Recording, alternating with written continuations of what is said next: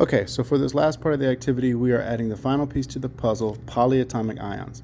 And we have to figure out how do we add polyatomic ions with the other ions that we've done in order to make a compound and write it down. So we're doing the same thing we did in the previous parts of this activity, except now we are always making sure we have one purple one polyatomic ion with one of these, and we're just going to randomly pick which ones we do to make sure we know how to write the formula correctly and make the charges cancel out. All right, so just to show you a few examples of this, let's say I just pick this one randomly, an A+, and I pick one of these. I can't pick a positive one, right? There's only one positive and the rest are negative. You can't put positive and positive, that won't work. You have to have opposite charges. So let's say I get this, and then I'm looking at the charges. They each need one to cancel out, so it's already canceled out. And so now I'm going to write them down on this paper here. Sodium has a +1 charge, and then OH, if I'm like, oh, what is OH? I need to find it on my chart here, and I see OH right here, -1 charge. OH is hydroxide, so I'm going to write that right here. That's my anion, hydroxide, the -1 charge, and then I just need one of these and one of these to cancel out, so my formula is NaOH. My ionic compound name, if you need the review on how to do this, go back and look at the notes video for this section, but it is sodium hydroxide. We don't change the name of the polyatomic ions. We just keep that the same. All right. Now, a lot of people say, okay, well, what if we need more than one? So let's say if we had combined aluminum with this. All right, so we're going to write down aluminum plus hydroxide minus, and I need 3 of these to cancel out these, so I'm going to get 3 more of these OHs. I found one here, and let's say I can't find my other one. I can sit there and look for it. It is right here, but I don't actually have to set it here. If I know it's going to take 3, then that's good, so I can go ahead and continue on from here. But just for the sake of this video, put that there. So I need 3 of these, so now it's time to write it out. So I had 1 of these, 1 aluminum, 3 hydroxides. My formula is Al, and then I write my hydroxide.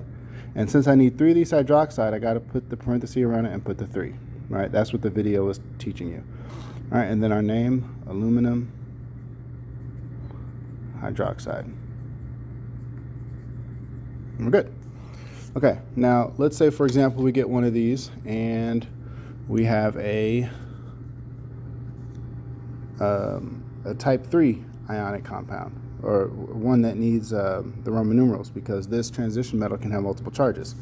So I've got this, and I say, okay, I need 2 of these negatives to cancel out the 2 positive charge here. So now this is going to be Pb plus, Pb plus plus and the +2. I know that that is Pb, that is lead 2. So I'm going to write here lead 2, plus charge, and again hydroxide, the minus charge. We need 1 of these 2 hydroxides, and so my formula is going to be PbOH2. Make sure you're writing this subscript lower. See how it's below the other number? Some people lose points because they write it up here. Like, let's say they write it up here like that, right? And I can't tell that they know it's lowercase or smaller than the other letters. So make sure you drop that subscript down a little bit. Make sure you drop that subscript down a little bit to show that you know it's below. All right. And then our name is lead 2 hydroxide.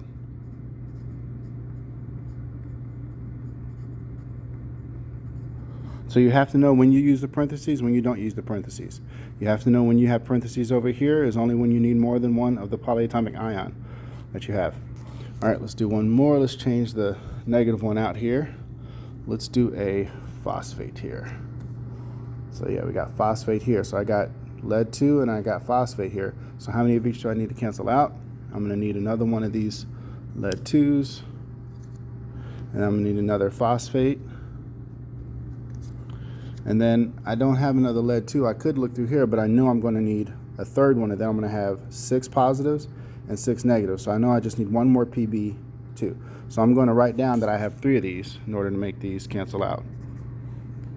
All right, lead 2. Right over here I have my phosphate,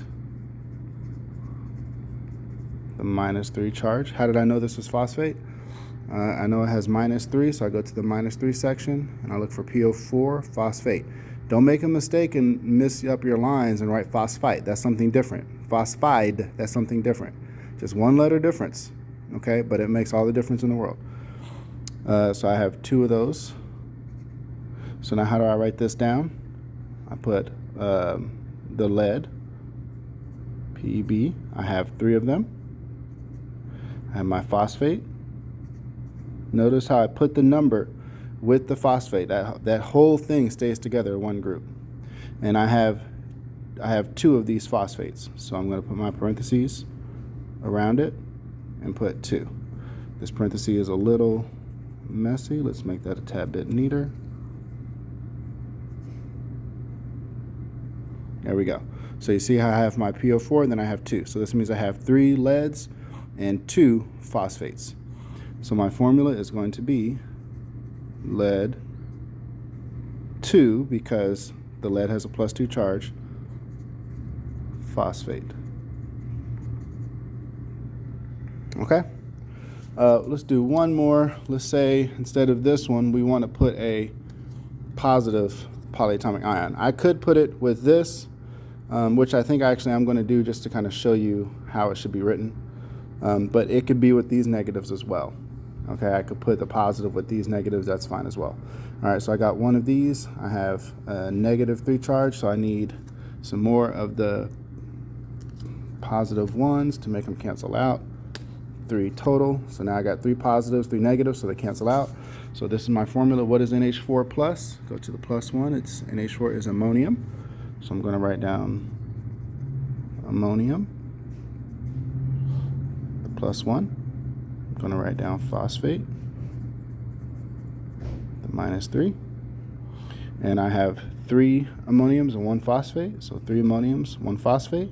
So my formula is going to be an ammonium. I have 3 of them, so I put my parentheses and put a 3 like that. And then I have my phosphate. If I needed more phosphate, I would put my parentheses around that and put a number just like that. All right, then my name, ammonium phosphate. Why don't I need a parentheses here? Because ammonium only can have 1 charge, so there's no parentheses here, right? If you see a parentheses here, that's your clue that you need a parentheses. Okay? But not all of these have parentheses. Okay, so that should help get you started. You're going to fill up the sheet. Remember, you're doing it randomly, right? Because on your quiz and on your future test, you're going to have random combinations of these, and you have to know, when do you use parentheses? When do you not use the parentheses? When do you put the parentheses in the formula? When do you not put the parentheses in the formula? Okay? Good luck.